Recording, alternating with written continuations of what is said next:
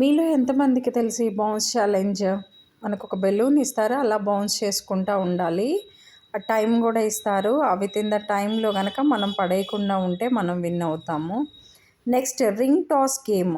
ఇది ఎంతమందికి తెలుసు? ఆల్మోస్ట్ అందరికీ తెలిసే ఉంటది. ఏం లేదు, ఆ రింగ్ తీసుకొని బౌల్ మీద వేయాలి. ఆ బౌల్ కింద ఐటమ్స్ ఏవైతే ఉన్నాయో అవి మనకొస్తాయి.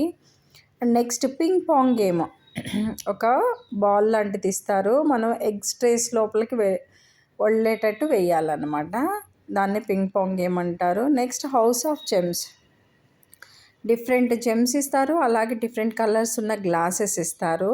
ఒక హోల్డర్ ఇచ్చేసి ఆ హోల్డర్తో మనం జెమ్ని తీసుకెళ్ళి సేమ్ గ్లాస్లో వేయాలన్నమాట.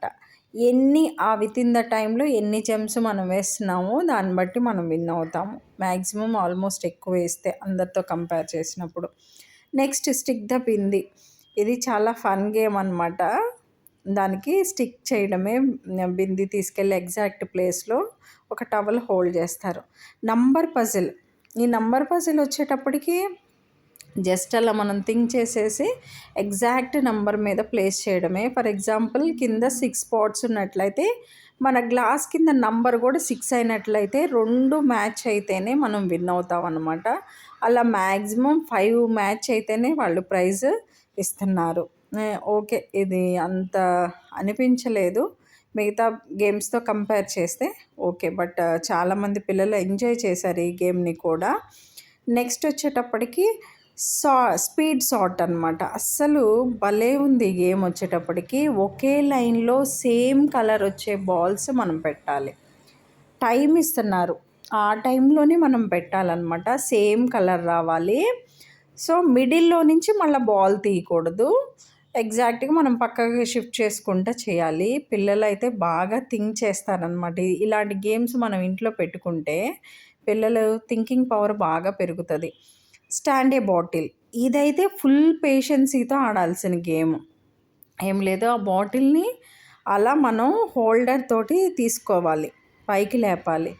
అది ముందు ఆ హోల్డర్ ఆ బాటిల్కి రావడానికి టైం పడుతుంది. అంటే పేషెన్సీ కావాలి. ఇక్కడ రష్ అండ్ రైమ్.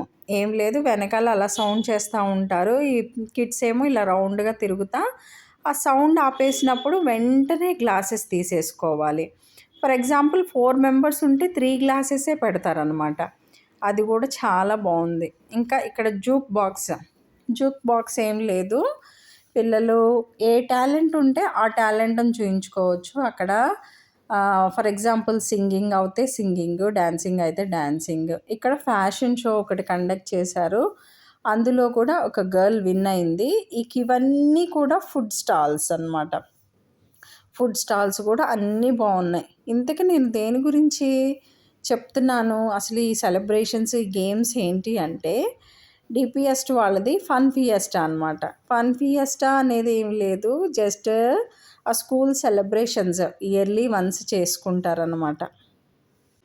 ఇదివరకు రోజుల్లో అయితే బీటెక్ కాలేజెస్లో, ఎక్కువ కాలేజెస్లో కండక్ట్ చేసేవాళ్ళు. ఇప్పుడు ఈ మధ్య స్కూల్స్లో కూడా కండక్ట్ చేస్తున్నారు. ఇంకా పేరెంట్స్ పిల్లలతో పాటు వెళ్ళి ఎంజాయ్ చేయడమే. ఇవి వచ్చేటప్పటికి ఫుడ్ స్టాల్స్, అన్ని ఫుడ్ ఐటమ్స్ కూడా దొరుకుతున్నాయి. సో ఇదన్నమాట డిపిఎస్ వాళ్ళ ఫన్ ఫియెస్టా. ఇది గుజరాత్లో అండి, బరోడాలో. అంతా బాగా జరిగింది, బాగుంది. ఇంతకీ మీకు ఎలా అనిపించినాయి ఇవన్నీ గేమ్స్? నచ్చితే కనుక లైక్ చేయండి.